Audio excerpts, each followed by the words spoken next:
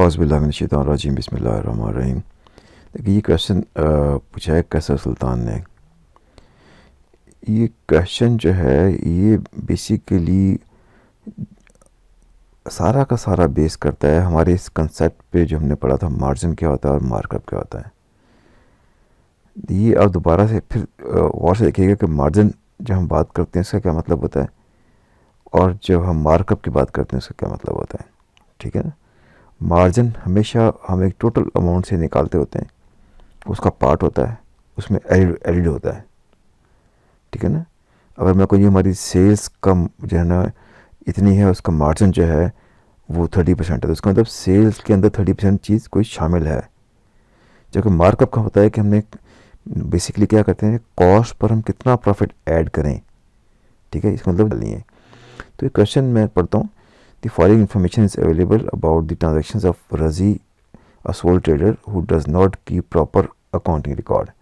देखिए उसकी opening inventory ये है, क्लोजिंग इन्वेंट्री उसकी ये है, परचेजेस ये हैं, ग्रॉस प्रॉफिट मार्जिन ये है। कहते based on this information what is the Raji sales revenue for the year. देखिए सिंपल मैंने ये एक आपको बताया था कि हमारा ये टेम्पलेट होता है, ये हमने इसको शॉर्ट फॉर्म है, इसका लंबा भी बनाया हुआ है जिसमें हमने सेल्स रिटर्न और परचेज रिटर्न और डिस्काउंट्स वगैरह भी लिए थे, तो वो भी आपके जहन में आने चाहिए। मैं इसका लेक्चर में ख्याल मैंने बना के पहले शेयर किया हुआ है, वो आप ज़रूर दोबारा देख लीजिएगा।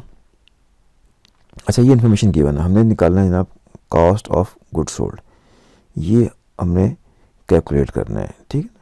तो कॉस्ट ऑफ गुड सोल्ड निकालने के लिए हमें क्या करना पड़ता है, ओपनिंग इन्वेंट्री प्लस परचेजेस, हमारे पास क्या बन जाता है ये ना, cost of goods available for sale. ये देखें, ये हमें ओपनिंग इन्वेंट्री गिवन है, ये हमें परचेजेस गिवन है, इन दोनों को ऐड किया तो हमारे पास ये आ गया। लेस क्लोजिंग इन्वेंट्री की तो हमारे पास क्या आ गया, कॉस्ट ऑफ गुड्स सोल्ड आ गया। अब कॉस्ट ऑफ गुड्स सोल्ड हमारे पास आ गया। इसने कहा कि लेकिन जो हमने ग्रॉस प्रॉफिट निकालना है, हमें नहीं पता सेल कितनी है, हमें इसलिए नहीं पता सेल कितनी है, तो हमें ये भी नहीं पता कि ये 30% किसका निकालेंगे हम। अगर ग्रॉस प्रॉफिट 30% है सेल का, तो इसका मतलब कॉस्ट ऑफ गुड्स सोल्ड कितने परसेंट है, वो 70% है, तभी तो 100% पूरा बनेगा ये। ठीक है। अगर ग्रॉस प्रॉफिट 30% है तो कॉस्ट ऑफ गुड्स सोल्ड जो है वो 70% ऑफ सेल है। जब इन दोनों को हम ऐड करते हैं तो 100% क्या बनती है, सेल बन जाती है।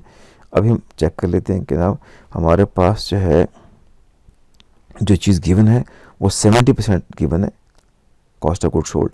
अगर मैं इसको जो है वो 70% पे डिवाइड कर दूं तो मेरे पास एक अमाउंट आ जाएगी ग्रॉस अप होकर, और वो आ जाएगी हमारी सेल। ठीक है, तो ये यहाँ पर सेल आ गई, सिंपल सेल आ गई।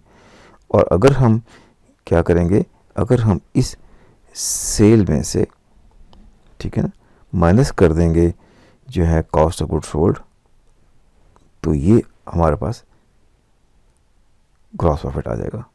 तो अब आपने अगर ये चेक करना चाहते हैं क्या वाकई ये 30% है इसका, तो हम ये 30% चेक करते हैं। हम कहते हैं ना अब ये सेल है, तो क्या इसका 30% जो है वो आंसर क्या आता है इसका, ये देखिए सेम आ गया।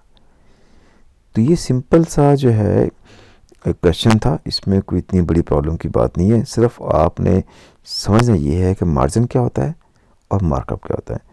अगर फिर भी कोई कन्फ्यूजन है तो पूछ लें, फिर अगर आप दोबारा से कहते हैं तो मैं दोबारा से फिर आपको मार्जिन और मार्कअप जो है समझा देता हूँ। मैं तो आपका पेपर पर नज़दीक है, आई डोंट नो कि आपके पास टाइम है कि नहीं है, लेकिन है कि अगर मुझे कहेंगे तो मैं कर दूँगा। बहुत शुक्रिया, अपना ख्याल रखिएगा।